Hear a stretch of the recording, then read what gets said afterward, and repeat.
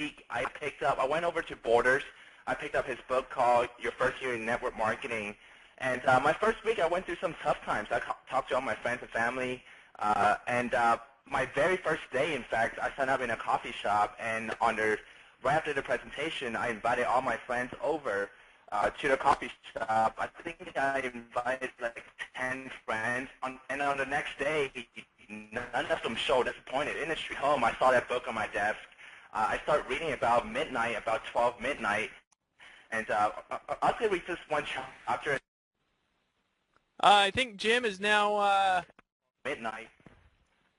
Hello, Dave? Yeah, Jim, you were cutting out there. So go on. I'll let you keep talking here for a second.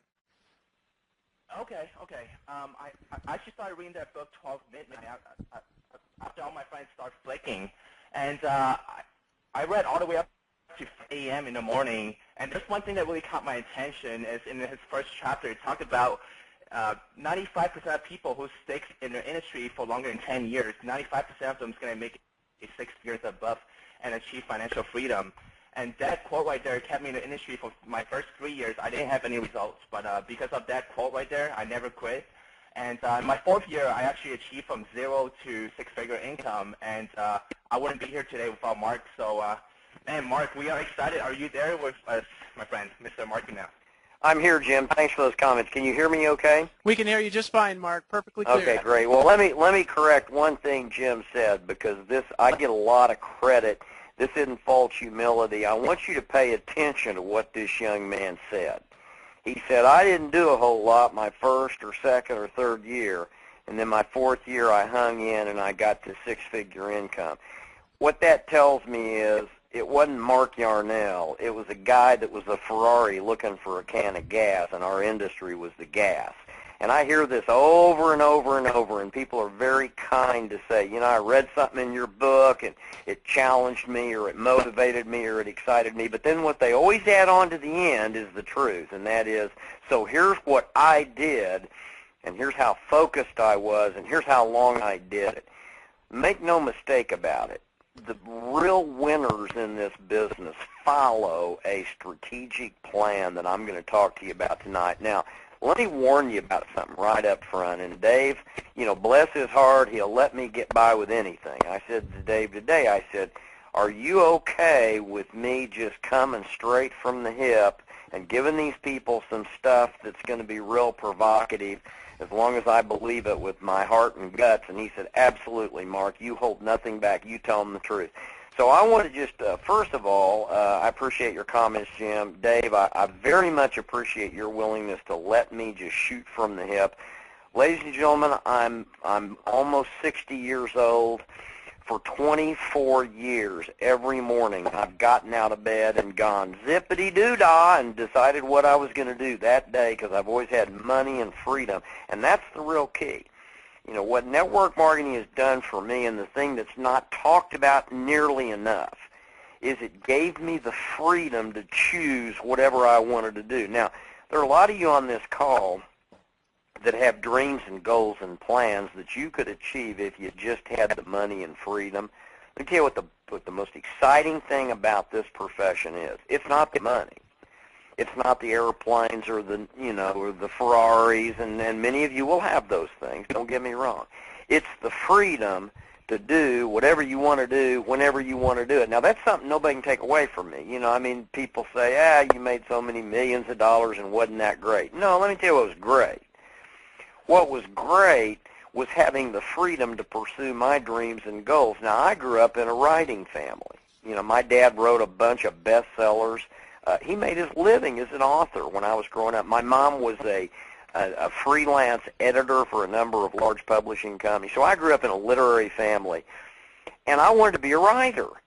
The problem is, I never took any courses in school, in high school, on you know, journalism or literary, creative literature, or writing, journalism skills. I didn't know how to write. I grew up in a writing family. And when you become a writer, you got to realize it takes a lot of time.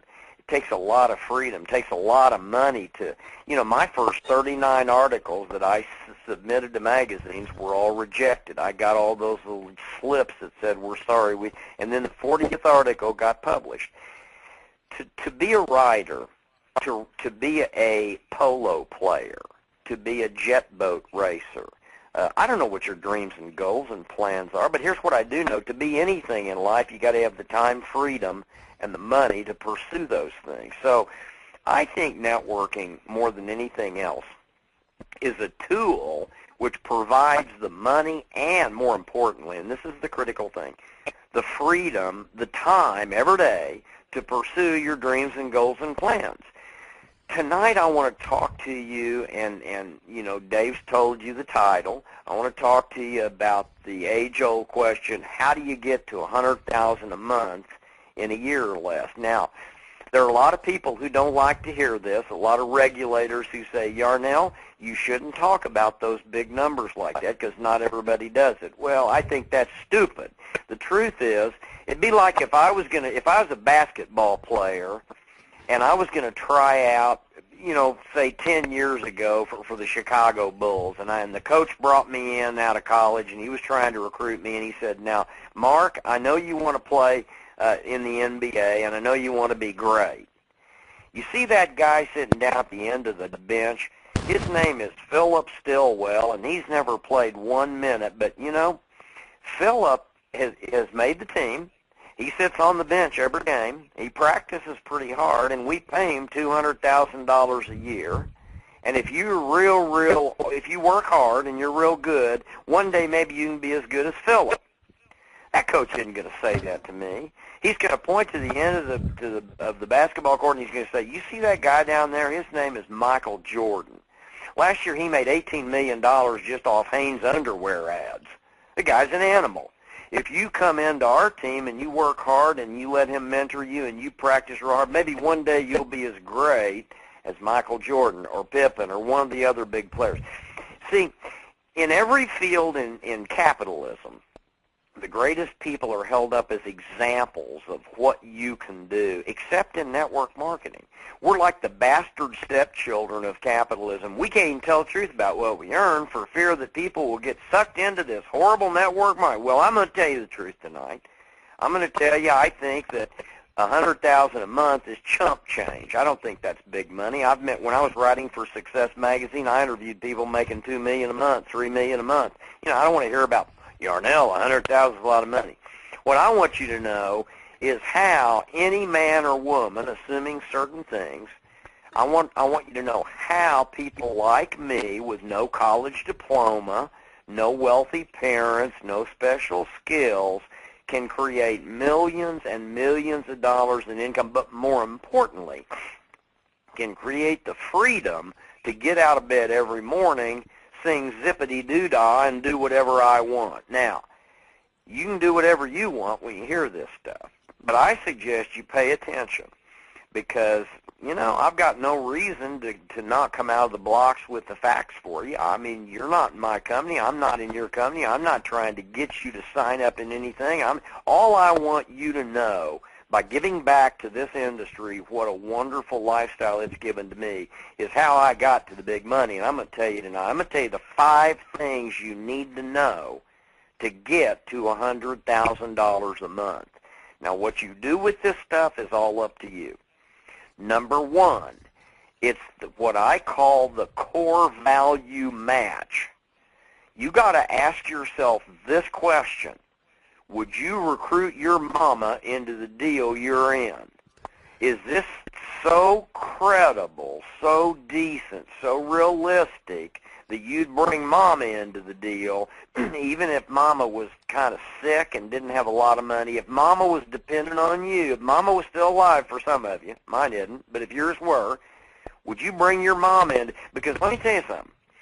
This number 1 point is very critical. If your core values do not match the company you're in, you will sabotage yourself eventually, and you will be a result of unintended consequences. In other words, if you don't believe in what you're doing, eventually at an unconscious level, you will take steps to sabotage yourself right before you get to the big money.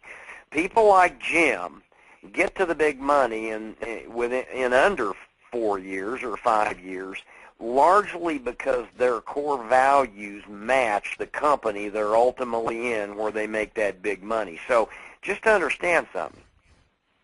If any of you are knowingly in a deal that you don't really believe you'd be proud to put mama in, you're in the wrong deal.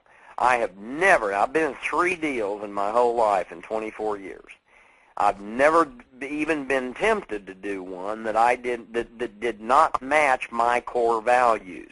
Now let me tell you about how easy it is to get seduced into one of those.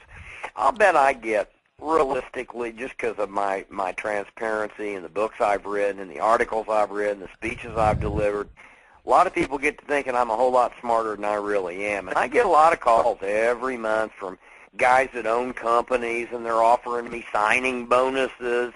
And all I've got to do is ask 2 or 3 questions to figure out that my core values do not match what they're doing. And they always say the same thing, but Yarnell, do you have any idea how much money you could make? And my comment is, hey, it's about doing something I'd put my mom in if she was still alive, and I wouldn't put my mom in your deal. So, you know, I don't care. You transfer $1 billion to my checking account tomorrow, I'm not doing your deal. I've had people say, Yarnell, you're nuts. You're certifiably insane. Anybody would, if you get $1 billion tomorrow, of course you'd do my deal. No, I wouldn't even consider it unless the deal matches my core values. Friends, I have seen over and over and over again great men and women enter our industry, seduced by big money, violate their core values and join something that they knew darn good and well was a flim-flam, a bottle rocket, a sizzle company, and then they sabotaged themselves just before they got to the big money. You will do that unless you're a sociopath, because subconsciously all of us has a core value match to certain companies and a core value unmatched to many others. So number one, if you want to get to the big money, make absolutely sure you're representing a vehicle, a company, either a product or a service, where you would recruit mama into it because you're that proud of it. And if you won't, you better look for something that matches your core values. Now, another thing I want to say before moving on to point 2, folks, this is only my opinion. You know, I've got limited experience. I've been in 3 deals total in 24 years, but I have interviewed a lot of people. When I was writing for Success Magazine for 2 years, all they did was send me around the country interviewing big money people. I not only know what I've done to get to the big money, I know what people that got to $2 and $3 million a month did because they opened up to me when they knew I was writing articles about them for Success Magazine. So I've got a pretty good handle on this. So trust me, it's just my opinion, but my opinion matters because I learned so much from so many great men and women in our industry. So number one, just understand your core values have got to match the company opportunity that you're involved in, or eventually you'll do something stupid to sabotage yourself. Self-sabotage is an unintended consequence when people get involved in something purely for money that they know at a heart level is a bunch of garbage. So there are great companies. They're bottle rockets. Make sure you're looking at something that matches your values if you want to get to $100,000 a month. Now, the second thing, in my opinion, if you want to get to $100,000 a month, was taught by Harvard for many, still is. If you get in the Harvard MBA program, if you're lucky enough to get into Harvard, you're going to take a course. You're going to actually get a series of lectures on what they call the billion-dollar blueprint. Now, simply put, what a lot of really brilliant marketing experts have done is they've analyzed different billion-dollar industries, and they have built a profile of what companies are most likely going to make it to that magic number of $1 billion in annualized sales or volume. The number one of 7 things that they teach you at Harvard they call market sector. Here's what they mean.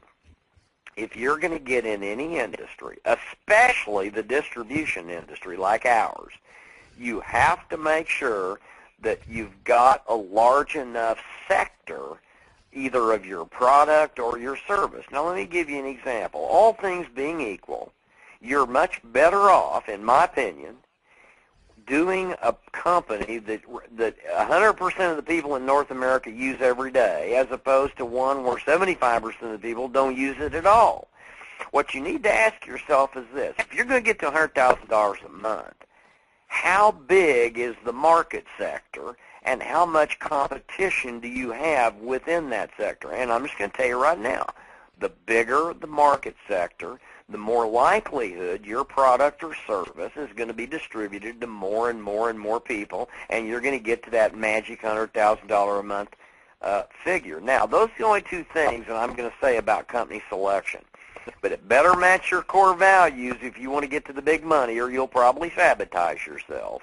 And it ought to be a market sector that's big enough that you're in a non-competitive or non-threatening arena where you can actually reach a huge number of people. I say to people all the time, all things being equal, let's say you're looking at two companies.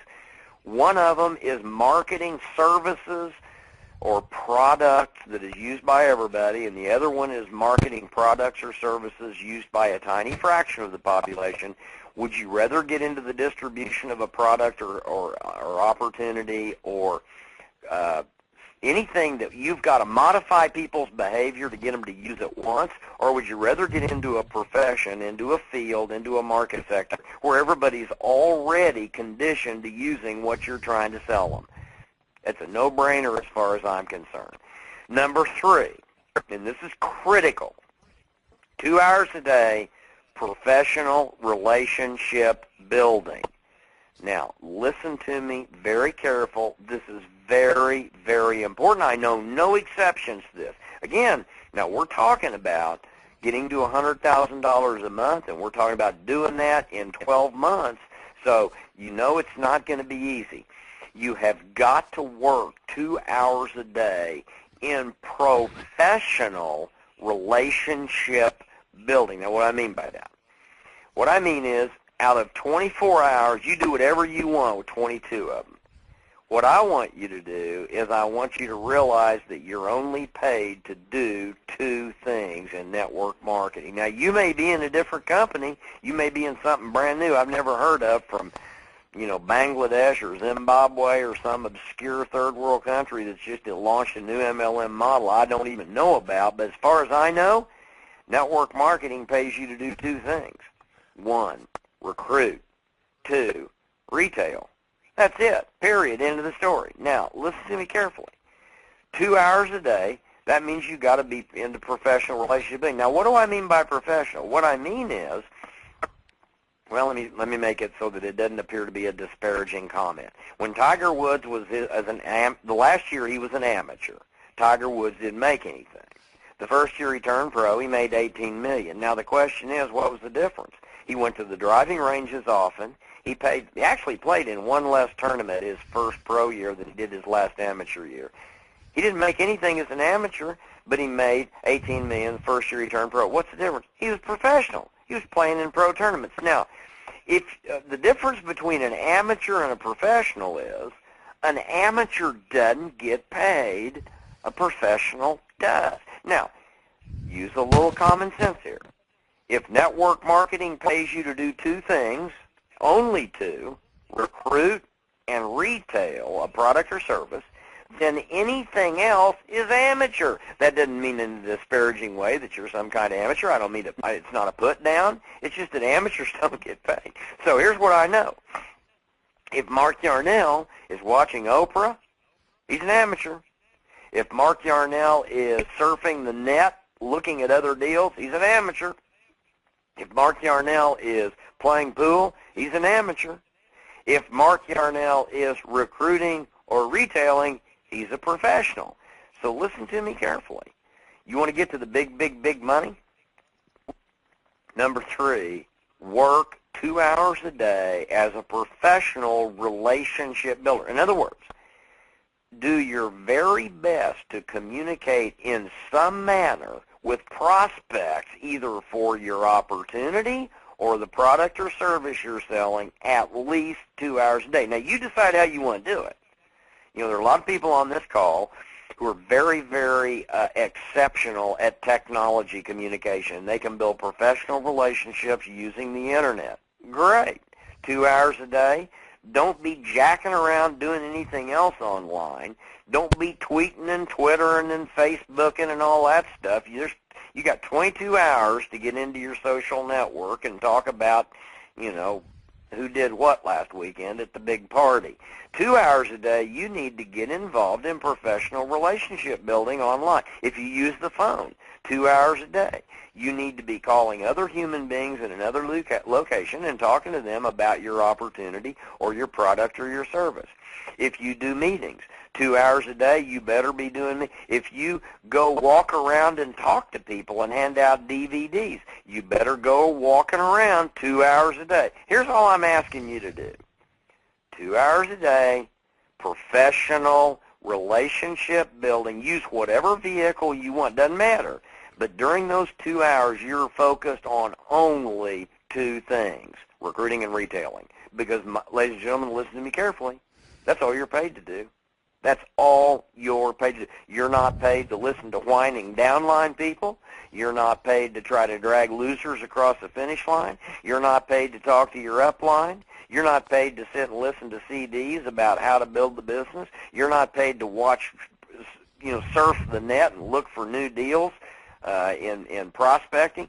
You are paid to recruit and retail. Please do that 2 hours a day if you want to get to $100,000 a month. And the good news is you only got to do that 5 days a week. And that brings me to point 4. You have to decide to get to $100,000 a month whether you're going to follow a 1, a 2, or a 3-year plan. Now, here's the difference. It's all just a numbers game. It sounds easy rolling off my tongue, but it's very hard work. I mean, listen to me carefully. If you're going to do $100,000 a month in most companies in 1 year, you're going to have to talk to 30 people a day, 5 days a week. We'll just call it We'll call it a 20-day month. If you're going to do it in 2 years, you're going to have to build professional relationships with 20 people a day in some capacity, and if you want to do it in 3 years, you're going to have to do 10 a day. There is no substitute. You can't go down to 5 a day and do it in 4 years. That isn't going to work. It's the law of diminishing returns. So let's pretend for a moment that you want to get to $100,000 a month, and you want to do that in 1 year. That means 2 hours a day. Your objective is to do everything in your power 20 days a month to talk to 30 people. Now, people say, Yarnell, 30 people a day? That's impossible. How would I do that? Well, I'm going to get to that in a moment. But basically, all you're doing is driving people to information. There are several steps in this industry. The first one is exposure. You don't want to sell them the farm in the very first conversation. And I'll get to that in a minute when I get to point 5. But in point 4, you got to remember, if you want to get to $100,000 a month, you got to talk to 30 people a day, 20 days a month, and I'm going to give you worst case scenario. That's 600 people. Let's assume 95% of them just don't do squat. They don't sign up. They don't use your service. They don't use your product. That's worst case scenario. In today's world, you've got 80 million baby boomers who are broke and hooped, and you've got 85 million Generation Yers who have no idea what to do except run around on skateboards with backwards ball caps. They're starving to death. They're wanting a job. They're wanting a profession. There's never been a higher percentage of young, aggressive people who deserve to prosper and old, tired people who've played by the rules and wound up with no 401k in the history of planet Earth. It's never happened in the richest country in the world. So you want to talk to 30 of them a day. You want to drive them to the information, maybe spend 2 minutes at the most with 30 people. I can talk to 30 people in 2 hours if I waste time with several of them. So on a 20-day month, that's 600 people. If 570 of them, which 95%, don't do anything, I can promise you 30 of them will. Now, not all of them will become distributors. Some of them will just want your product, or they'll just want your service. But a lot of them will become distributors. Now, let's go again. Worst case scenario. That means at the end of a month, you've got 30 people by talking to 600. 570 didn't do anything. Now most of you are going to do better than that. I'm giving you worst case scenario to be fair here. Out of that 30, let's say 29 of them quit. What that means is, if you do that for 12 months, at the end of the year, you've got 12 frontline winners. It is impossible, or if you're in a binary, 12 winners anywhere. I don't care where you put them. Here's the point. If 6 of them quit, I've never seen a company with 6 monsters and great networkers busting it where you'd make under $120,000 a month. I've never seen one. Now, I'm sure there are some comp plans that don't reward you effectively, but on a normal 45 to 55% payout with reasonable levels or reasonable balancing of 2 legs, whatever the pay plan, if you've got 6 monster distributors in your organization, it's impossible not to earn that kind of money. But notice what we're talking about here, and I'm keeping it very, very realistic. You're busting your chops. You're talking to 600 people a month. 95% of them aren't doing anything. Of those who do, 29 out of 30 are quitting. And out of the 12 winners you get, 6 of them quit. You're still at $100,000 a month. Folks, you can challenge me all you want. I've never have I seen the opportunity presented to me where a person couldn't do that with 6 winners anywhere in their organization. So that's number 4. You've got to pick a 1, 2, or 3-year plan. If you want to get to $100,000 a month in 3 years, talk to 10 people a day, 20 days a month. You want to do it in 2, talk to 20. You want to do it in 1, talk to 30. Now, remember what I said earlier. It sounds real easy rolling off my tongue. I'm going to be real straight up with you. It isn't easy. It's the hardest work you'll ever do. I'm telling you, it is not easy to get on the phone or on the internet or out in the community and have the courage to literally approach and introduce and expose 30 people a day to this business. If you think it is, just go try it. It all depends on how much money you want to make and how hard you're willing to work. And number 5, and this is important, if you are going to get to $100,000 a month, you've got to know the landmines. You got to learn how to recognize the landmines that are going to blow up your career, and you got to avoid them. Now, I'm going to give you the 10 biggest landmines tonight that blow up people's career. Listen to me carefully. Landmine number 1, I call the comparison bomb. Friends, when somebody talks, if you're in a deal and somebody calls you and says, I've got something I want you to look at, I'm in this new deal, you want to hold up a mental bag of garlic and a cross like you're dealing with a dadgum vampire. I heard the laugh. This business is focus, focus, focus. I have never seen a bomb blow more legs off the careers of people when they're just getting started than the comparison bomb. You don't need to be looking at other deals. You need to be like the Jims of the world. You need to be saying, hey, I don't care if it takes me 1 or 2 or 3 or 4 years. I'm going to the top of this deal, and that means I'm going to focus, focus, focus. I am not going to compare my deal. I've already made a choice. Friends, if you pick a good deal and you're happy with it and you like the service the company's selling and you like the pay plan and you like your company and your upline, why would you waste your time allowing other people to compare their deal to yours? Forget about other deals. They'll blow you up. Hold up a bag of garlic. Somebody tries to show me a deal, they're a vampire. I'm never talking to them. Landmine number 2, the multiple stream income bomb. Folks, listen to me carefully. Listen very, very carefully. I know there are celebrity authors out there telling you got to diversify and do multiple streams of income. Bunk. You've got to focus. Now, there are situations in which you will be doing one MLM company, and you'll find tools that will allow you to expedite your success, and those tools may have affiliate compensation. There will be times when you'll be in one deal and you find ways to use other tools to drive your one deal. That's not a multiple stream of income.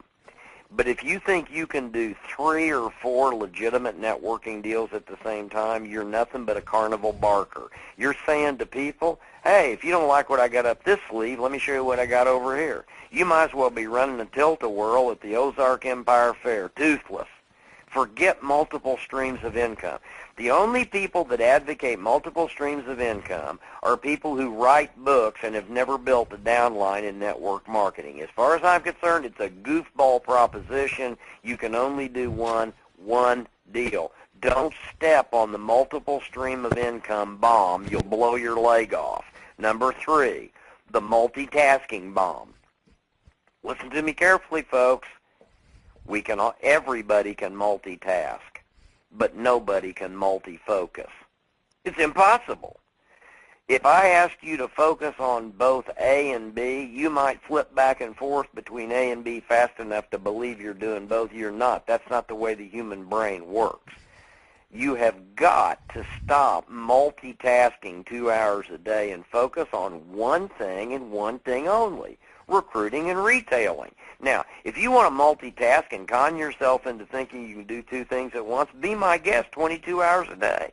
But the purpose of this call is to get you to $100,000 a month without you blowing up your career in the first year. And if you want to blow up your career, you just try to multitask.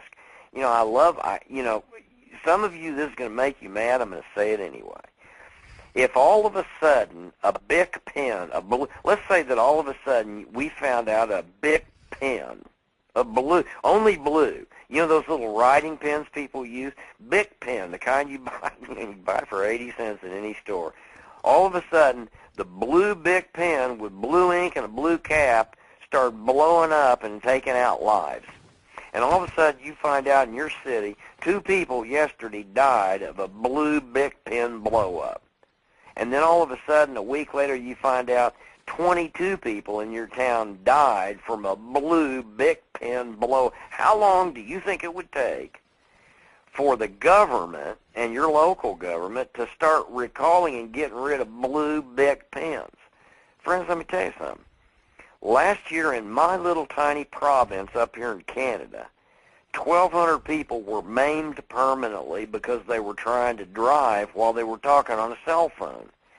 Now, if it were a Bic pen blowing up and causing a person to go over the yellow line and hit somebody with a head-on, they'd be recalling those pens. What do you think they're doing with cell phones up here? Everybody's still using them. Now, why is a cell phone a problem when you're driving? Well, real simple. 159 people died, innocent people in other cars, because people crossed over the yellow line and caused head-ons, because nobody can multi-focus. You can multitask. I mean, you can put on lipstick and eat your burger and talk on your phone and tweet your friend. You can tweet Larry King while you're driving down the street at 60, and I understand Larry loves tweeting. But here's the deal. Too many people are dying. Don't try to multitask in network marketing. Just do one deal 2 hours a day, and that deal is recruiting and retailing. Number 4 is the banker bomb. You want to have your business explode before you know what hits you? Loan people the money to buy the starter kit. You know, I tell people are always asking me, Yarnell, you've made so much money. I'll tell you what, if you'll just finance me in this deal and you'll bring me in, you'll buy the kit, watch my smoke. I'm a genius. I'm great. I've built deals I've been in 20 deals and I've built them all. If you'll just give me the money for a kit, I say, you know what, I made a deal with my banker. I won't loan money if he won't do MLM. We cut a deal. So listen to me, folks. I've given up $17,000 over my 24-year career. Not one of those people ever made it. Not one of them ever paid me a penny back. I'm not whining. This industry's been real good to me, but I just decided something. I'm going to warn people early on. Forget the banker bomb. It'll blow up. Nobody will give you your money back, and none of them will make it. People value the kid at what they pay for it, which is zero if you loan them money. The 5th bomb I call the product expert bomb. The more technically oriented you become to your product or service, the more you're going to baffle people who you should be trying to get into the business. Let me tell you something. When I was in Nu Skin, I was with Nu Skin 13 years, still love that company with all my heart. You know, I sold my downline, but what a company. Blake Roney, Steve Lund, Craig Bryson, Craig Tilton, Claire McDermott, those people were so fair to me, so honest, so decent. They were always honest. They never screwed around me. But I decided when I got to $60,000 a month that I needed to become a product expert. Now, they had a little product that used to stimulate hair growth. It's called Nutriol. So I called over to Italy to Cuomo, Italy, to Krinos Labs, because I wanted to become I thought, man, I am brilliant. I'm making so much money. I better learn how this works. And so I learned exactly how it worked. And so I'd stand up in front of a crowd of people, and I'd dazzle them with my product expertise. I'd say, I'd explain to them exactly how Krinos was able to to fractionate the mucopolysaccharides to exactly the right molecular structure so it could penetrate to the very papilla of the hair follicle and stimulate and vasodilate growth. And I'd have dermatologists in the audience shaking their head. They didn't know what I was talking about. The more you know about products and services, the more you might think you're dazzling people. You're not. You don't have to be a product or a comp plan expert Muted. to work. The more expert you become, the less likely you're going to be spending your time doing what you're paid to do, which is recruit and retail. Now, you need to know something about your product and company, but don't become an expert. That's a bunch of garbage. The sixth bomb is the friends and family bomb. I got news for you. Your friends and family are not a market to be. If you look up the word market in the dictionary, it'll say a group of people to be sold or exploited. Your friends and family are not a group of people to be exploited. They're going to join you in your deal like rats going off a sinking ship when you get your first big check. You don't need to do a Hulk Hogan smackdown on Aunt Mildred the first week. They can't wait to get involved once you start making big money. Most of us can count our close friends and family on 2 hands and 2 toes. 2 feet. Why run off the people we love the most when they're going to join us as fast as they can when we get to the big money? Save your friends and family for later. Your warm market is people who will warm up to you when they find out you've got something in common with them. So, in my case, I just got the list of all the paraglide pilots in North America, 33,000 of them. I can't remember now. I never got through half of them before I was making $1 million a year. So, I mean, basically, and I just call them. I'm a paraglide pilot. Hey, it's Mark Yarnell. Hey, Dave, it's Mark Yarnell. I'm a paraglide pilot up here in British Columbia. Are you still flying? Yeah, I am, Dave would say. Wow, that's great. Listen, before we go any further, Dave, I want to know what kind of wing you're flying and all. Grab a pen. I found a way for paraglide pilots to make $50,000 a month and fly 5 days a week. You got to be kidding. I mean, these people didn't reject me. They loved the fact that I was a paraglide pilot like them. I had instant rapport with them, and I bought those names for pennies. So listen to me carefully. Forget the friends and family bomb. Don't step on they're not a market to be. Well, you're going to get all of them anyway. Don't Hulk Hogan your Aunt Mildred. Number 7 is the networking bomb. Forget about meetings where everybody shows up to change cards and switch company. You know, these network meetings where you go in and there are 50 people there, and you're going to meet all kinds of people. They're only there for one reason, and they're there to switch and get your card and try to who's the best salesman. They're going to try to get you in their deal. I've never seen one of those meetings work. Forget about those breakfasts where everybody changes cards, and you get 30 seconds to pitch your deal. Those people are not there to get in your deal. They're there to get you in their deal. Total waste of time. The 8th one is what I call the dabble bomb. The dabble bomb.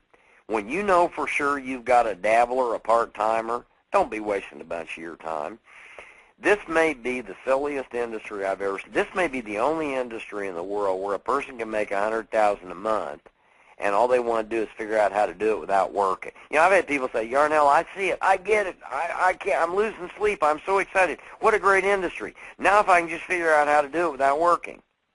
When people want to dabble, I give them to somebody else to dabble. I'm not going to jack around with people who want to dabble. The dabble bomb will blow you up. You're looking for people with enough IQ to go to work to get to the big money. They need money. They need freedom. They need everything you've got. If all they want to do is dabble, forget it. The 9 is the dump bomb. Do not dump all your information on a prospect the first time you talk to them. Just expose them to a little bit of information to tweak their enthusiasm. When they come back to you, that's when you do the presentation. The dump bomb will blow you up because people will say, well, that sounds real interesting, Dave. Tell me a little bit about your company. And you're sucked into it, and you start giving them a presentation in the very first approach. You dump the whole farm on them in the first 5 minutes. I'm going to tell you what they're going to do. They're going to go home, and they're going to Google your company. They're going to go, aha, I knew it. It's one of those pyramid schemes. I've got an aunt with a garage full of soap, and they're gone. So don't dump on them in the very beginning. Just expose them to information that's calculated to get them excited. And then number 10 is the shortcut bomb. If you hear nothing else I say tonight, please hear this. You heard how Jim eloquently launched this entire webinar tonight. He said, I didn't do squat my first year, my second, my third, and then my fourth, I got to a six-figure income. Now, I'll be honest with you. Took Jim a little longer than it needed to. But I so admire a man of his stature, a guy who will work that hard that many years because he sees the payoff at the end of the tunnel. Friends, there are no shortcuts. This is hard work, and it's worth it. But the good news is, full-time's 2 hours a day, 5 days a week, if you do it right. So, geez, boy, you know, I cannot believe Unmuted. these webinars go by. There's more I could tell you. I do want to, well, I'll tell you later. Dave, back to you in case anybody's got any questions. That's about all I know. I didn't mean to kickstart my mouth, but believe it or not, I have some other stuff I could have said. But I'm going to flip it back to you in case Hey, no, we got Mark, some if you got questions. if you got other stuff to say, you're welcome to say it. If anything on your mind in particular? Well, I'd rather answer questions because Okay. I've dumped a lot of stuff out there tonight, and I'm sure somebody's got some questions they want to ask.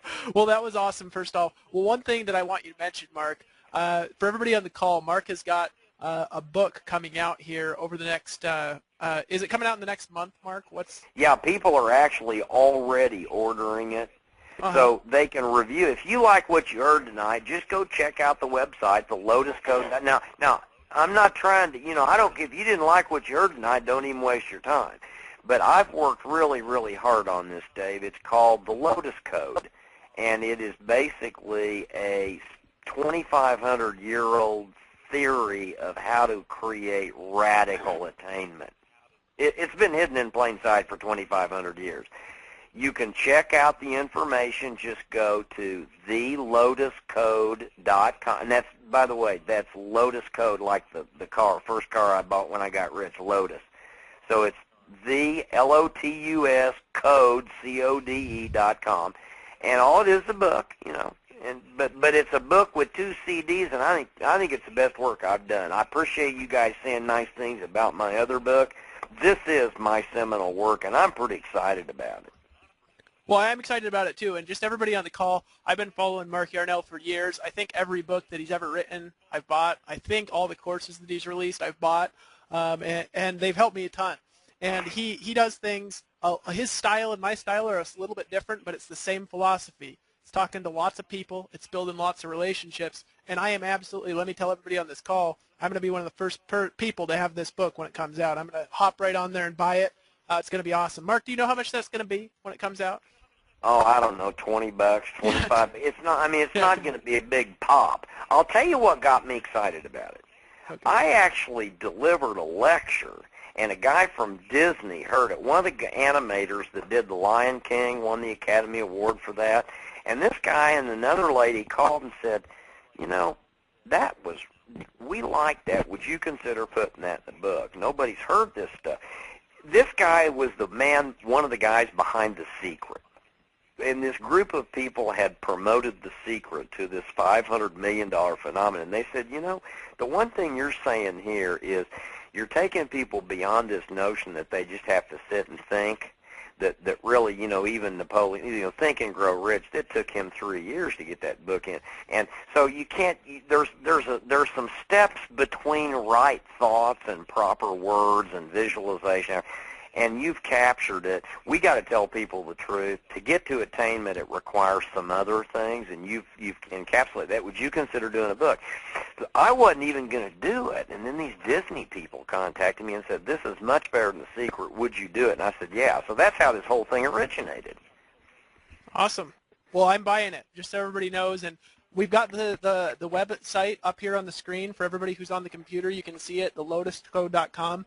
It looks like he's got a newsletter there. I encourage everybody to go and sign up for that newsletter and then get that book the second it comes out because, like I said, I've been following Mark Yarnell for years. He's probably one of the only reasons I ever stayed in this industry and started being successful. So I appreciate that, Mark. And what we're going to do now, guys, is 2 things. Number 1, I want to invite everybody to leave who's got to run, who's got to get back to your family or whatever. Mark's actually he's going to be courteous enough here to answer some of your questions. It's pretty rare that you get a chance to ask questions to somebody who's made $30 million in this industry. And next week, I just want to announce we have a call with another gentleman who's going to be coming on who's actually put he hasn't done this himself, but he has been able to pull together teams and build teams with over 900,000 people total since he's been involved in network marketing. Everybody on call, just kind of keep your eyes out. I'll send that email out here in a couple of days so you're all notified. You're going to want to be on next week's call. And so, Mark, without any further ado, Kenny, are you on the line? Jim? Yeah, I'm here. Okay, I'm Kenny, do you want to start pulling up questions? Sure, we can do that. Let me see if we have anybody. Let's see here. We have somebody that raised their hand. Do you want me to pull them out? Yeah, absolutely. Hey, By the John, way, hi. I'll You be there, on John? that call. Hello. Yeah, I'm here. It's John Rothstein with you. First off, I'd like to thank both Jim, David, and Kenny for putting this call together. Awesome job. And Mark, wow, what a trip to be able to speak to you. I just bought your book yesterday, and great stuff that you put out to us today. And it reminds me, I'm less than a year into network marketing, and I'm not making a lot of money. But it reminds me of when I first left California to go work on Wall Street. They didn't pay me a lot of money when I started there, but I didn't quit, and eventually it started to click, and I made some cash. So looking forward to your book. I just want to say thank you so much. Awesome stuff. Thank you so much. I appreciate that kind comment. Muted.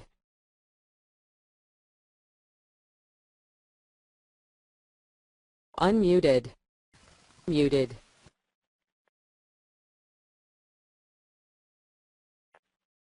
Unmuted. Kenny, I don't know if you're muting us out here, but I keep getting muted out. So let's go ahead. That was I accidentally hit the wrong button. Sorry about that, guys. Hey, no problem, my friend. And so, My guys, fault there.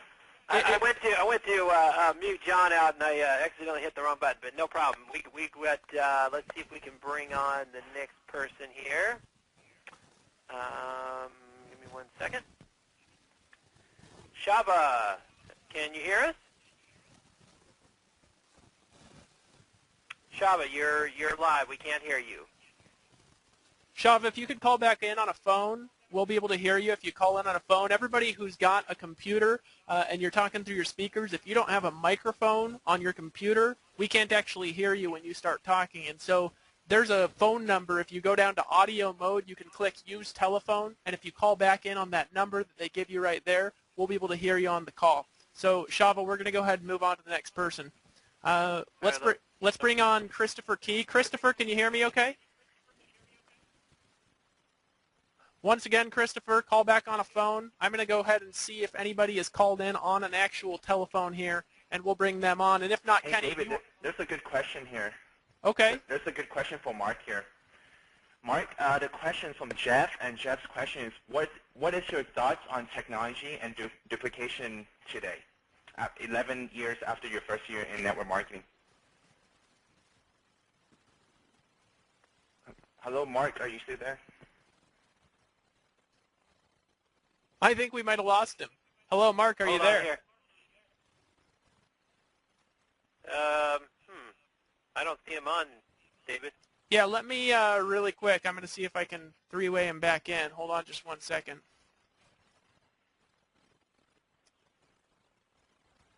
Actually, he won't be able to. Are either of you called in through a phone? I am. Kenny, can you try to three-way him in really quick? You'll need to send me the phone number. Yeah, I'm going to Skype it over to you here really quick. Hold on a second. Sorry about this, guys, for those of you who are listening. Let's see here. Kenny. All right, Kenny, I just Skyped it over to you.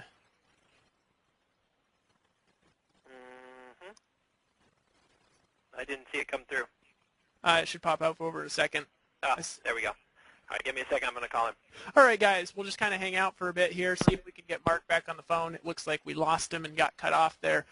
If any of you have got written questions, you can go ahead and write them down, and Jim knows how to actually read those. I don't know how to do that. If any of you have actually, if you want us to pull you on live, we've had enough problems with people talking through the computer that we haven't been able to bring on. I want you to just call in through a phone.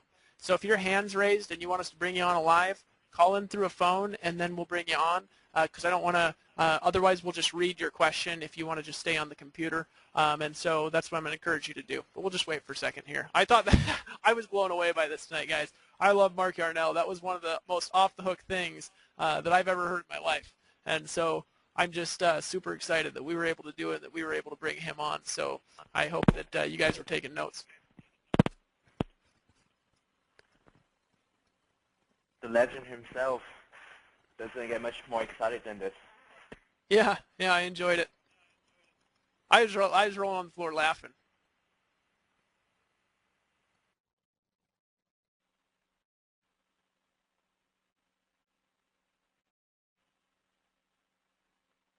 Before I Unmuted. Yeah, we did.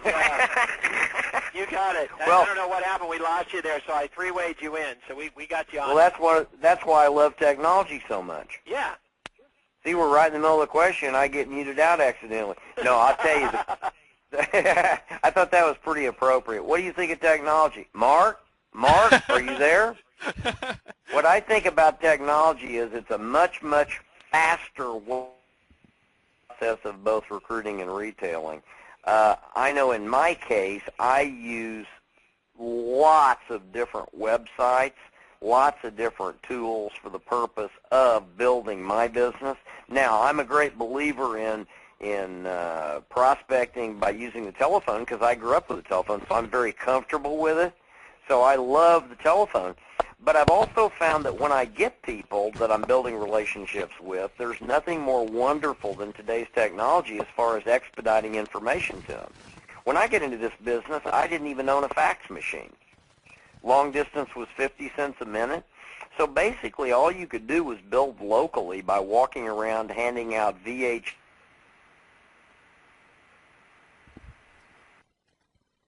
easiest business in the world. So that's what I think of technology. I think used properly, it's absolutely wonderful. Unmuted. Right? Yep. You still there, David? Are we Yeah, still there? I'm still there. I got muted out for a second there again, Kenny. But great question. Jim, you want to pull up another written question while I kind of scroll through here and look for people who are on phones? Yeah, okay, 1 second. Let me, I know some of the questions here. Let's see if we can go through them. There's a compliment for Mark. People are saying you're really funny. Was that a question? No, that was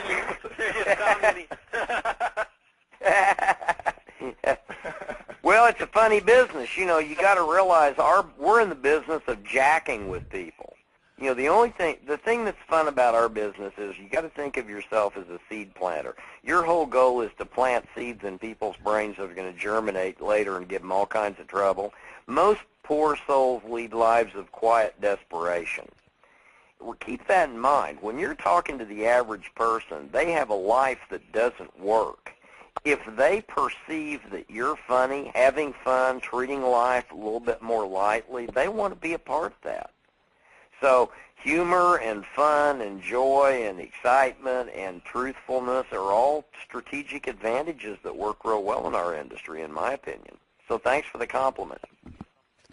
Here's a good question. I know you touched on this, but this person wants to know, how do you talk to 30 people a day?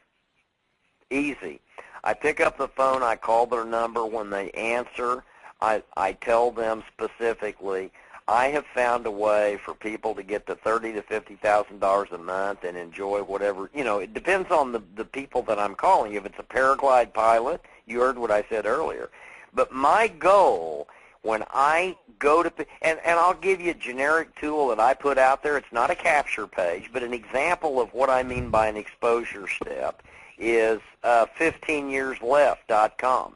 The reason I put 15 years left up, it's not a capture page. It's not a page that I've got anything attached to whatsoever. All it is a generic message of why people need to pay attention to their lifestyle and the economy right now.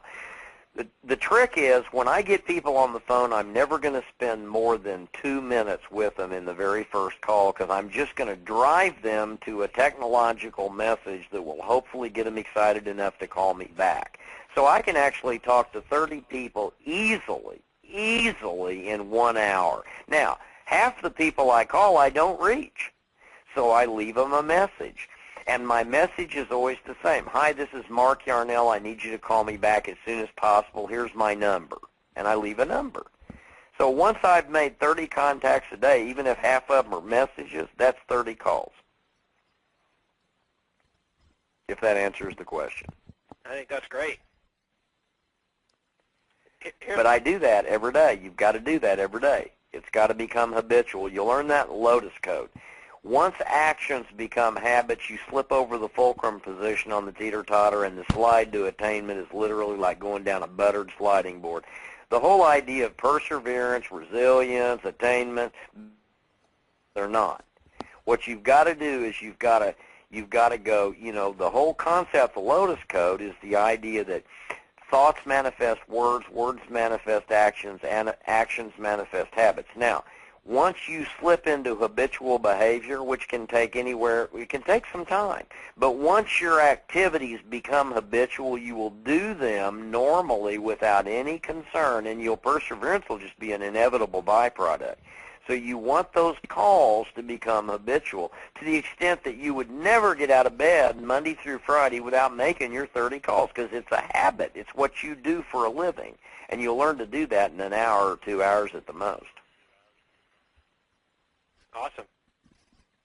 Yeah, I got to try that, Mark, with the sliding butter slide. Well, it's just so easy to go from habits straight to attainment. Perseverance is not effort-based. Once you get to the place where your actions are habitual and you're actually approaching 30 people a day, I don't care how you do it, and that becomes habitual, it'll become a way of life that you'll never do away with. It's just habitual, and you'll slide right into attainment. Well, that kind of leads us to our next question, which I think is a very appropriate question, and that is, how much time should one spend per day training their downline? Well, that depends on, the size of your downline. I think that until you've got a minimum of 400 people in your network, you can do it once a week. So what I say to people is, until you hit that magic number of 400 people in your downline, do a Saturday training and teach them the fundamentals each week. I mean, don't change it up on them. Give them the 5-step process. Teach them how to expose, present, validate, enroll, support their people. And so, as long as you can comfortably put 400 people on the Internet in a webinar or however you want to do it once a week, that's your training. Now, but the question, I know what you're really asking. My rule of thumb is, if you are calling me and you're actually working, I'm always here for you. So because most people don't call. So I'm always in a support mode. I might spend 30 minutes to 2 hours every single day just taking phone calls from people in my downline who have legitimate questions. And it's not so much training as it is just troubleshooting, helping them get through their first few months in the business. But I think if you're willing to do a 1-hour training every week, either on the Internet or on the telephone, that's plenty until you get up over 400 people. At that point, you need to divide it up and go into 2 training sessions a week. Now, that's just my opinion. That didn't make it right. That's just the way I do it. And what is your reasoning behind splitting that up at 400 people? Where did you come up with that magic number? Well, what happened, I found, is once I've used for a long time Eagle teleconferencing out in New York. Have you heard of Eagle? Oh, yeah. Yeah, I've used them only because I've had good luck with them over many, many, many years, and I kind of tend to stay with, I don't change horses in midstream, so they've been pretty good to me, and I've just discovered once I get up to the line capacity of 400, I can run into technical difficulty, so it's just because I use that particular phone service when I do training.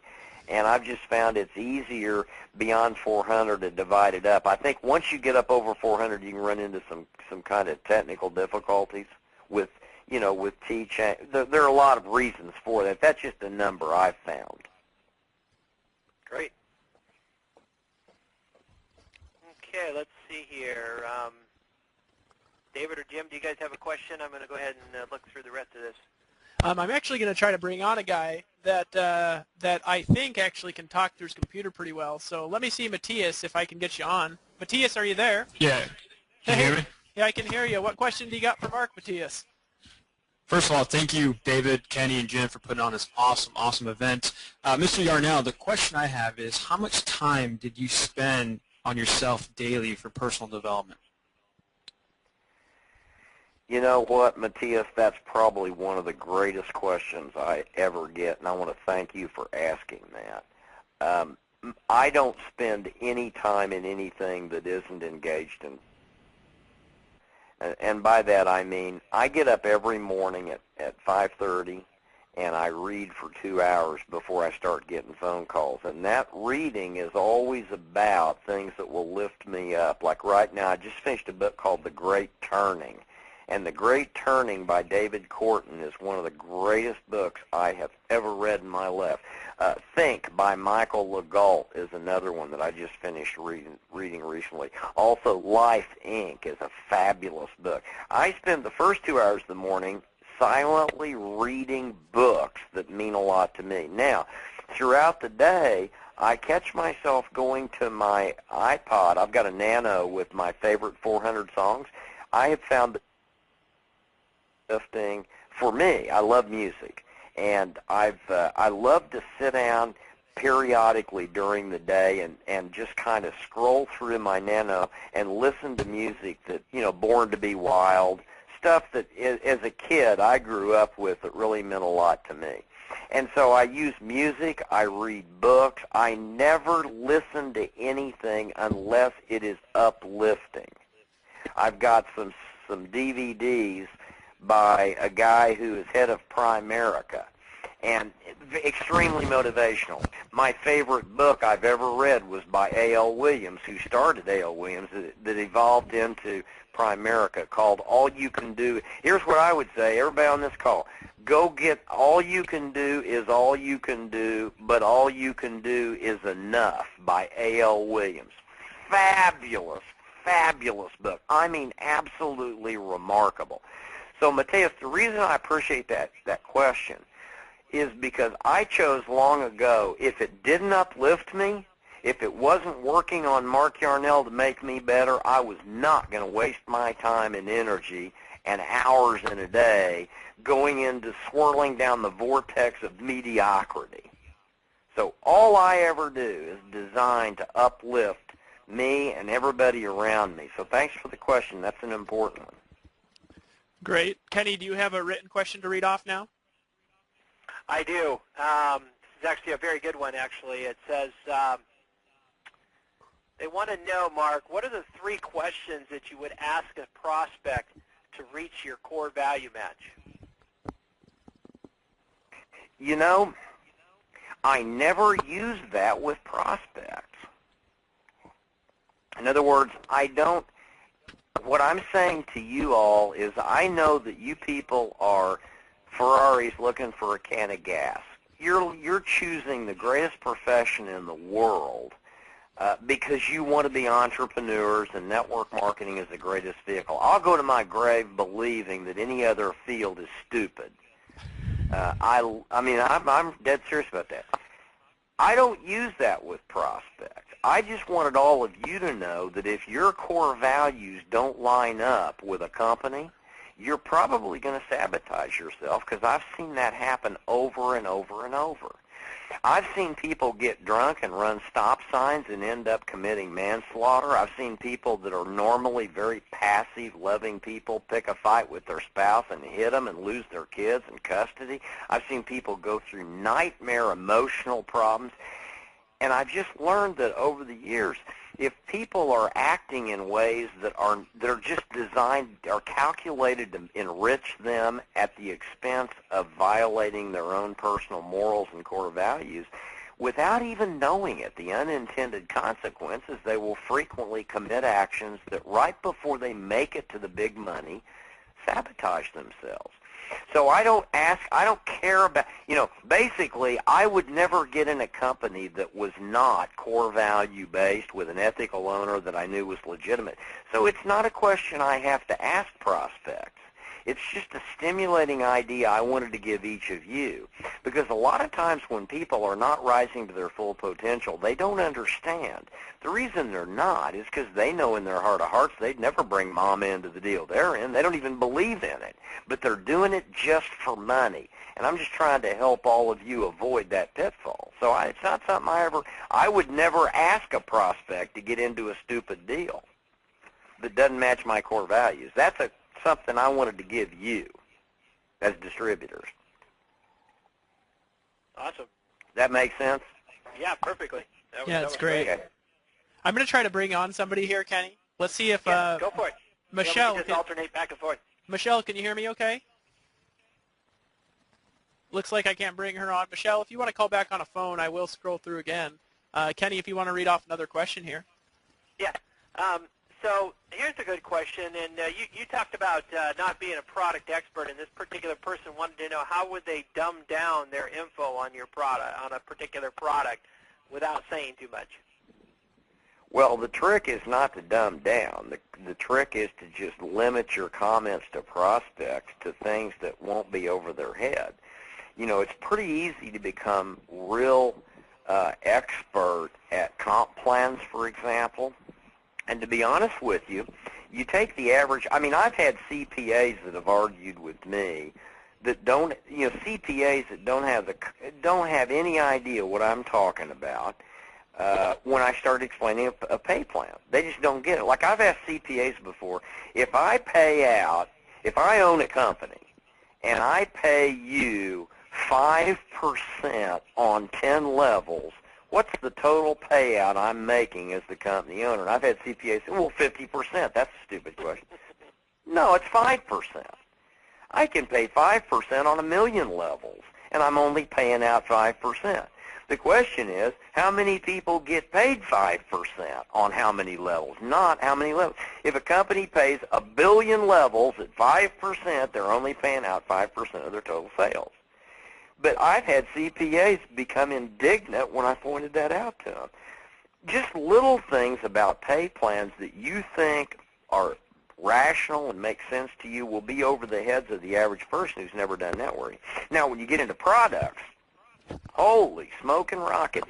I heard an explanation the other day from a guy selling a glutathione precursor that I guarantee you a heart surgeon wouldn't have understood. And he was proud of himself. I said, well, what does it really do? Well, it makes you feel better. I said, okay, say that from now on. It makes you feel better. When somebody says to me, Yarnell, tell me about the comp plan. How's it work? I say, well, if you work real, real hard for the next year, you'll make a big pile of money. That's all you need to know.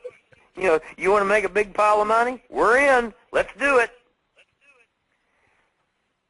That's so true. So, I mean, I'm not going to go into the more detail. So you don't have to dumb yourself down. It's okay to understand your product or your technology or your pay plan. Just don't think you can impart that brilliant wisdom to outside prospects who've never done our industry. They don't even know. They're clueless. They don't even know what you're talking about. Just keep it real simple. Simplicity is evidence of the most advanced teaching. Keep it simple, in my opinion. Does that answer it? Definitely. All right, let's see if I can bring somebody on here. Yeah, I'm going to, Randy Myers, I'm going to try to bring you out. Randy, can you hear me? Randy, can you hear me? All right, Randy, I'm going to need to mute you out again. Let me try one more here. Guys, we tend to have a problem if you're just on the computer, unless you've got a headset or something like that bringing you out. Tamlin, I'm going to see if I can bring you out. Tamlin, can you hear me? Hello, Tamlin? Hi, I didn't know you were bringing me on. Can you hear me? I can hear you, Tamlin. Yeah, I can hear you. Okay, hey, thanks, Mark, for the succinct information. Really appreciate it. You're welcome. My question was early on when I formed it, and I think you may have answered it, but I'm spending a lot more than 2 hours a day, and I really need to know, can this be done in 2 hours a day? Is it realistic? Are there a lot of support hours behind that 2 hours of focus time? Well, yeah, you know, you can do it 2 hours a day, or I wouldn't say you could. Now, here's what happens, Tamara. I mean, bottom line, here's what's going to happen. You're going to spend 2 hours a day, and then in 30 days you're going to wind up with a bunch of people, and they're going to the next month bring in a bunch of people. Now, at that point, you're going to start I mean, I never said you won't spend more hours a day working the business, but what I'm saying is you're only paid to recruit and retail. So make sure that 2 of the 24 hours a day, you got 24 hours, you're going to sleep 8 of them, so let's just make sure that in those 16 hours, 2 of them you're doing recruiting and retailing. Now, you have to decide how much more time do I need to spend in a support role. And, you know, many times in the early days and even later on, I would spend as much as 6, 7, 8 hours a day talking to people. So, yeah, you're going to spend more hours. But what I want people to know is if you want to get to the big money, you cannot sacrifice those 2 hours you should be recruiting every day. So, yes, you will spend more hours in a support role, but don't give up those 2 hours of recruiting every day. That's what's critical. Does that make sense? I think it does. I actually muted her out because there's a little bit of background noise, but I think that answers the question here pretty good. Kenny, do you want to move on to the next question on the list?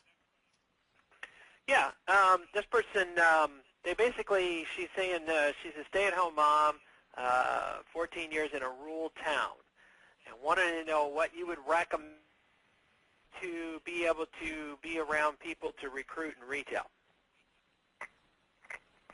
Well, the advantage of technology today is that I don't care where you live. I mean, you could parachute me into a town of 2,000 people of dairy farmers, and I'd be at 100,000 a month in a year. Now, it wouldn't be out of that town, but I mean, I'd get a list of people with whom I have something in common, so that's my warm market, and I'd sit there on the phone all day at 3-4 cents a minute. A lot of people talk for free, and I'd contact 20 people a day. They don't have to be in your community. In fact, I'm real careful not to recruit many people in my city because I don't want to be spending all my time supporting them. So I try to stay away from, you know, I mean, I'm very cautious. In Nu Skin, I recruited a whole bunch of people in Austin, Texas, and I was like a delivery guy running all over town, dropping off products. And so I learned the best thing you can do is recruit away from home. And that sounds crazy, but you'll see that when you build a huge network close. Technology is so inexpensive, long distance is so cost-effective today, and the Internet's so wonderful at reaching people. You don't have to worry where you live or your stay-at-home mom. The fact that you're stay-at-home mom's wonderful. Just use your telephone, use the computer, and reach people 2 hours a day and talk to them about the business. It doesn't matter where they live. That doesn't even matter. And Mark, I had a guy in... Sorry about that. Go on. Go ahead. Oh, no, I was just going to say, I had a guy in... One guy popped up on my computer one time called Steve Hancock. And all of a sudden, his group started outgrowing anybody in my whole downline. About my 3rd year in network marketing, and he was in JS, Mississippi. And I contacted this guy because I said, "What? How big's JS?" And he said, 400 people. I said, "What? How are you doing that?" And he said, "Well, you know, I'm just recruiting people all over New Orleans. It's only about 4 hours away, and I'm, you know." So it doesn't really matter where you live. It absolutely doesn't matter with today's technological reach that we've got. Okay, David, I just wanted to say that. Oh, no, that's exactly what I was going to piggyback on. Just so you know, I can't remember the person's name. I've recruited in the last 3 weeks people in 10 countries. So it's irrelevant. The Internet changes the game. That's all I was saying. It's just an affirmation for what you were saying, Mark. So next question, Kenny? You betcha. You betcha. Kenny, you there? I am. I'm just looking at the next question here. I'm just trying to go through. I'm going to try to bring on somebody here. Bruce, can you hear me okay? I can hear you, David. Thanks. Hey, not a problem, Hey, Bruce. Mark. Hi, Bruce. Mark, it's a pleasure speaking to you again. I spoke to you about 20 years ago in person back in Nu Skin days. Oh, thank you, Bruce. Good to talk to you. Yeah. My question for you tonight is what you would consider is your best lead-generating marketing method today with the use of the Internet? You know, I don't know that there is a best one. There are so many good ones now. What was yours? What's your favorite? Well, I tell you, you're talking to a guy with an IQ of about room temperature when it comes to technology. That's why I enjoy working with David, because the guy knows what he's doing in that arena, and that's why when he invites me on these webinars, I participate, because I respect what he and Ken, what these guys are doing. I'm not a good guy to talk to about how to generate leads on the Internet, because I made a discovery a lot of years ago that works for me, and that is just telephone. Now, I use the Internet very effectively to transport information, but I'm kind of the old school guy. I haven't learned this technology that well yet, and I've always had so many people to talk to that were like paraglide pilots or trout fishermen. I just go after people who are in my domain, one of my domains, and I just call them, and I just say, you know, introduce myself and go that way. I think eventually what I'm going to have to learn, because it's so much more effective in terms of large numbers, I think eventually I'm going to have to learn better how to use the Internet, because I know you can reach a lot more people. But for me, Bruce, my favorite thing is the same thing I was using back in '86 when I first got into Nu Skin. I just get lists of people that I can call and that have something in common with me, and I just use the telephone. I know that's the old dinosaur way to do it, but it's served me well, if that makes sense. Obviously has afforded you a decent income, wouldn't you say? Well, and you know what it is, guys? I think every generation has tools that work effective for them. One of the mistakes I think older people make, and I can say this with intelligence and I can say it with experience because I'm older now, is we've got to be very cautious to pretend that the old garbage that we use is better than the new stuff, because it isn't. It's just that, you know, the older you get, the more of a comfort zone you find yourself in using technology. Now, what I've loved about the phone is it's cheapened so much to use. When I see my daughter, I mean, my daughter runs a software company. Her whole life is computer technology. She's brilliant. And she grew up with it. She knows stuff I don't know, just like Dave. I mean, Dave, you know so many things. You've coached me. You know, I like to get information out. I'll say this about Dave, and in all fairness to him, and to be appreciative in public. You know, Dave has unselfishly gone out of his way to teach my wife and teach me how best to blog. I've learned a lot, as has Valerie, from Dave. So for me, it's kind of like, I really admire you people who understand technology and use it, and I think it's an extremely cost-effective way to do network marketing. I'm just not as comfortable with it because I didn't grow up with it, if that makes sense. I think it makes a lot of sense. I think the biggest thing in network marketing, I've been on both sides of the fence, Mark, personally. I have done the old school way and the new school way, as they call it, or however you want to put it. And I think the biggest thing that I have learned in 17 years is that there's more ways to skin a cat, so to speak. And people just kind of need to find out what's comfortable for them and what works for them, and then focus on it, like you mentioned. Focus is the key. Absolutely. You are 100% right. You know, there's so many ways to do it. Here's what everybody needs to understand. We're in the last bastion of free enterprise and legitimate capitalism. Don't think for a minute that there's any profession out there that's more admirable than network marketing. It's not so much the issue of how you're going to go about becoming wealthy. It's more about, do you understand how blessed you are to be in a legitimate profession where instead of starting at the bottom of a pyramid like Microsoft and trying to claw your way to the top, you start at the top of your own pyramid and elevate others by lifting them up. You know, this is a wonderful, dynamic, creative, honest, high-integrity, core-value profession. I've actually offered to go on any talk show at any time, to debate any economist or global expert on capitalism, resolved that network marketing is the most legitimate form of free enterprise, and nobody will debate me. They won't debate me on Larry King. They won't debate me on Fox. They actually called me one time from Fox Business Network and asked me if I'd be willing to come on and defend my position on a certain matter.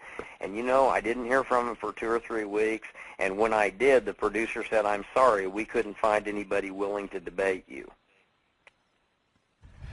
So it's not about how you're going to succeed in network marketing.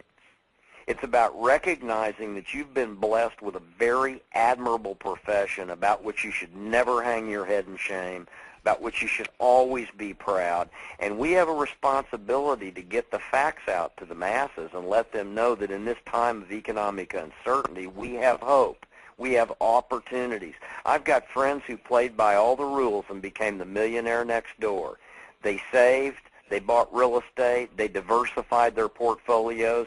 They played by all the rules, and just in time for retirement, they got screwed by a system of capitalism made up of Bernie Madoffs. And I think it's sick. I think it's pathetic that there are literally fields of endeavor where honest, hardworking Americans can be raped and screwed and plundered right before retirement by a system that was supposed to take care of them if they played by the rules. I've got friends calling me all the time from Missouri that I went to school with saying, "Mark, can you help us? We're afraid we've lost everything, or we've lost 60% of all of our efforts. And we did it honestly, and we were fair, and we played by the rules, and we lost it all. Can you help me?" And I say, "Yeah, I think I can, because I'm in a legitimate profession." So just be proud of the profession and the industry. Don't hang your head in shame. Make sure that the company you're in matches your core values, and then get out there and become an emissary for our profession. Be proud of it. That's my main message. I am. Definitely. Yes. Okay, here's another question, and interesting question, but they want to know your thoughts on attending weekly meetings within your network marketing company in regard to your company, if they're actually learning things that will, if they're not learning things that will grow their business. Does it make sense on spending the money, or should they focus more on building their business? Well, I base everything on results. I think the answer to the question is inherent in the question itself. If I'm doing anything that isn't working, I quit doing it. When I was doing Nu Skin in the early days, I used to go to meetings every week, but it was because I learned something. I took away knowledge, and it was valuable, and it was great. And if there were meetings that didn't work, I quit going to them. My comment's real simple. If you're doing something and you assess the outcome, and the outcome is not in any way enhancing your lifestyle or your productivity, why would you even consider keeping doing it? That's called impression management. You're not going to get paid to manage the impressions of your upline. I would be embarrassed if I thought I was bringing people to a meeting just because they were afraid of me as their upline and they knew they had to be in attendance because it was mandatory. That's garbage. We're a volunteer army. You're a volunteer entrepreneur. You ought to go to anything as long as it proves to be profitable and valuable. When it ceases to be, why would you even consider doing that? It's just crazy. I think your answer was inherent in the question. Yes, definitely. Do you have another one you want to bring on, David? Do you see anybody else on there we can bring on? Let me try to bring on Harold Souter. Hold on a second. Hey, Harold, how you doing, my friend? Hey, Dave. How you doing? Hi, Mark. This is a great call. Hi, Harold. Okay. Thank you. My question to you is, as far as prospecting, is there like a sweet spot time of the day that you normally use? Like, I'm on the East Coast, and I work during the day. I have not been able to pinpoint one, Harold. I've tried.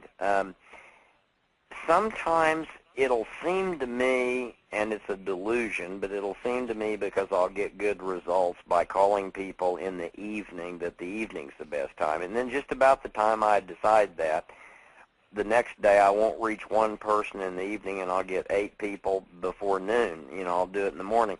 I really don't think there is a sweet time. I do think you're smart to work in the daytime. I think you're better off leaving a message for somebody you don't reach and not angering them than you are getting them up from the dinner table at 6 o'clock in the evening during family time. So I don't know about sweet spot times, but I do know for me, I've discovered the time that offends people the most is when they're spending family time at home in the evening. And that's just my personal opinion. So I'm with you. I call people all day long, from morning until evening, but I usually don't bother them after the evening because I've just found that offends people. So that's my thinking on it. Any time's as good as any other. Great question, I think. Thanks, Mark. Yeah, a very good question. Yep, definitely. Kenny, do you got one to go? Yeah. This person is Carla. She's researching out alternative companies and wanted to know that because her current company has moved away from her core value. But she says it's so difficult because with so many companies popping up, obviously, how do you do a good job in making sure that it's ethical, because it really makes her nervous that she's going to make a mistake? Well, I think the most important thing is to seek out people who are leaders. Generally what I've found, Carla, is great leaders don't pick lousy companies with bad pay plans and unethical owners at the wrong time. It's usually just the opposite. One of the things people in network, you've got an advantage because you're looking for a company. A lot of times people are disadvantaged by the fact that a relative calls them and says, you got to look at this deal. And so they end up signing up under a lady and their family who's not even making $200 a month. And they should. That's ethical. If somebody's going to show you something, you ought to sign up under them. But here's the deal. If you're shopping for a company, you want to make sure that they can verify that the owner is credible, that the owner has been, ethical. I would worry, for example, if I were looking at a company and I could do a Google search on it, and I found that as many as 40 or 50% of all the hits question whether it was a scam or not. Now, all companies are going to get bombarded by these stupid websites that are calculated to put down everybody. I mean, there are a handful of websites that are just trying to drive traffic to these, these scam sites and all that. What I'm saying is, I've found if I do a Google search on somebody, my rule of thumb is if half of everything that pops up is negative, there may be a fire there if there's smoke. So do your research, do your search, find out who the top, if you're looking at 3 companies, here's a bit of advice. If nobody's shown you those companies, find out who the top distributors are in each of those 3 companies, call them, talk to them, ask them some hard questions. How long's the company been in business? How many products have you got? Are they patented? What kind of pay plan is it? And, make sure that the owner's legitimate and they understand network marketing. Problem with our industry is it's such a lucrative field. You've got lawyers and doctors and accountants and celebrities putting their names on companies left and right who've never really done our business. You want to make sure the owner's got some experience. So that'd be, my recommendation. You can always make it real simple by going to the DSA because it's hard to get into the Direct Selling Association, and there's a waiting period during which you've got to prove yourself. So some people just go to those 300 companies and look through those. But just make sure that you do your research and find a winner in each company that'll level with you. That'd be my suggestion. That's great. I love it. Let's try to bring on Fernando. Can you hear me okay? Hello, Fernando. Can't hear you, my friend. I'm going to go ahead and mute you back out. Do you got any additional questions here, Kenny? I do, actually. I wanted to ask you a question, Mark, personally, because you always hear about this.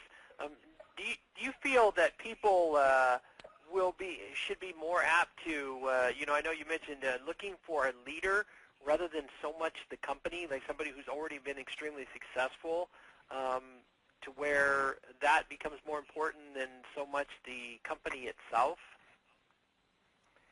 Well, my experience, I don't know if you've seen this, but my experience is in most cases, the big money leaders just don't pick stupid deals. This may be the only industry in the world where people abandon all common sense when they enter it. I mean, I've never seen anything like it.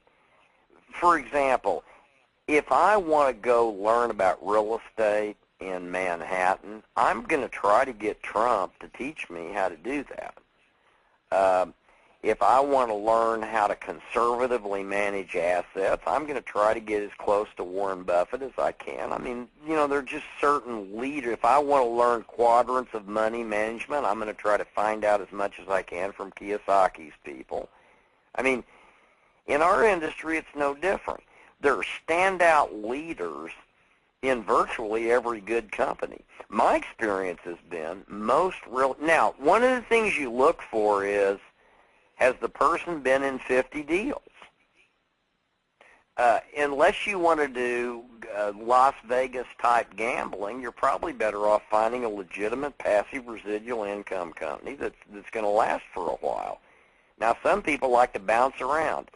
But my experience is if you find somebody who has distinguished themselves in the industry, typically they're somebody that's good to talk to because they don't pick stupid companies. That's just my thinking on it. I totally agree with you on that because I think that, you know, leaders who have been in the industry typically have a little bit more knowledge in the industry and will typically take a good path.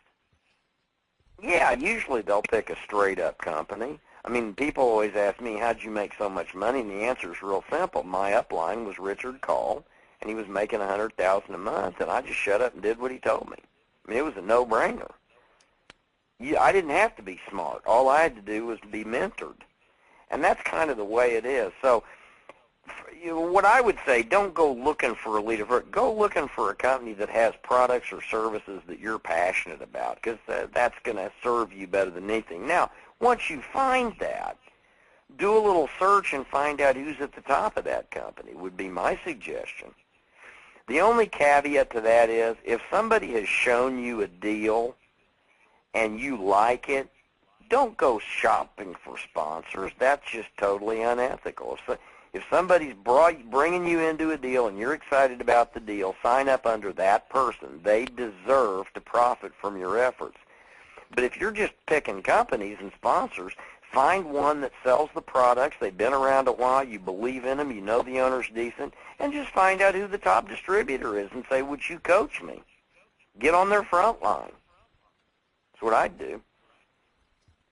Makes sense. Makes sense to me, too. It's something we, you know, it's something we teach everybody within our system, too, guys, is that, you know, we teach you how to become an attractor, how to become a leader, and how to get people to attract to you so that you can attract the right people as well. Absolutely, and you want to pay attention to that because eventually we're talking about what it takes to get to $100,000 a month. Once you get there, it's set match point. So you want to learn to become that leader because this is a very easy business once you become well established. People will be coming out of the woodwork to talk to you.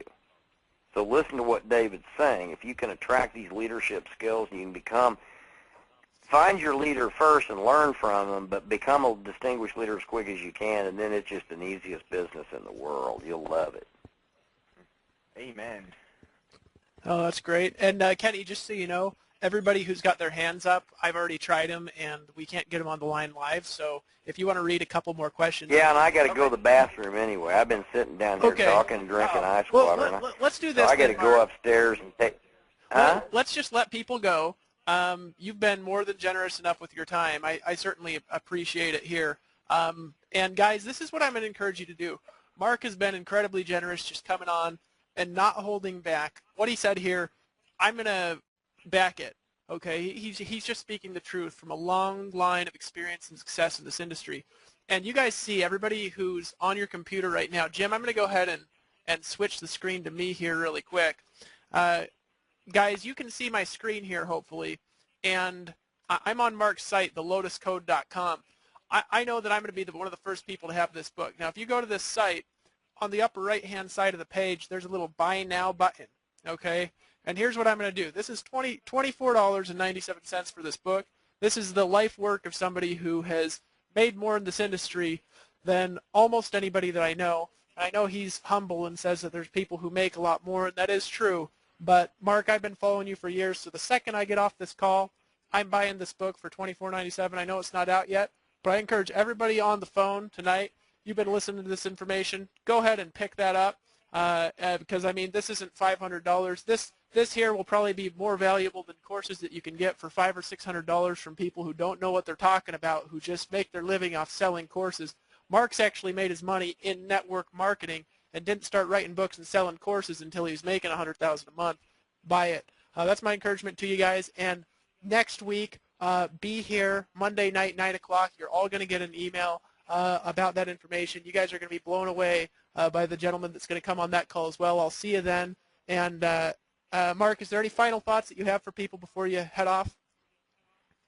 No, just I appreciate your kindness. I enjoyed it. I love doing this, and thanks a lot for encouraging people to get the Lotus Code. But more importantly, just go out and get as many people aware of the majesty of our industry as possible. That's all I'm asking, because people are starving. People are starving today. And trust me, folks, I'm going on 60. I've got 80 million people in my age bracket migrating through the aging process, and they need our help. So you can focus on the 8 million networkers if you want to, but think about the 80 million people, and then think about the 85 or 86 million Generation Yers who really need a career. We've got it made. Just don't be embarrassed. Be proud of our industry and get as many people aware of it as you possibly can. That's my final thought. Well, great, Mark. Thank you again so much. We appreciate you, and I'll be in touch as well. Thanks again for helping us out, and as always, you rock, my friend. You bet. We'll talk soon. Bye-bye. Thanks, buddy. Good night, everybody. Hey, Mark.